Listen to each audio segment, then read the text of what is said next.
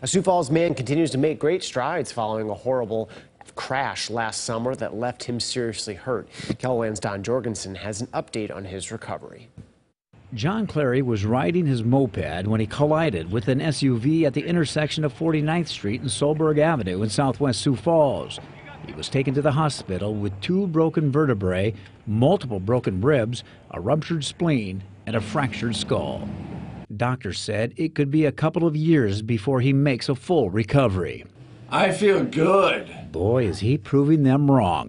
John is an excellent example of progress. I sat down. Clary is now finishing up on months of speech therapy, which he started back in September. At the beginning, Clary's speech was so bad that his wife said she had a hard time communicating with him for the first 2 months. He says at first he sounded like this. It's like, hi, I'm John.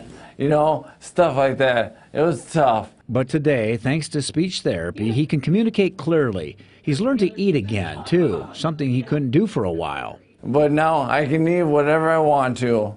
So, yeah, you put a steak in front of me, see you later in 6 minutes, gone. May is designated as Speech Therapy Awareness Month, and Clary is a prime example of what it can do for someone who has been seriously injured. Nice job. His therapist says Clary needed help with speaking, swallowing, and even his cognitive skills. We've worked on paying bills, we've worked on time management, all of those things that are required to return to employment. Which Clary plans to do in a couple of months thanks to the support of his wife, family, and of course, his therapist. It's been a long, tough journey. He doesn't need me anymore.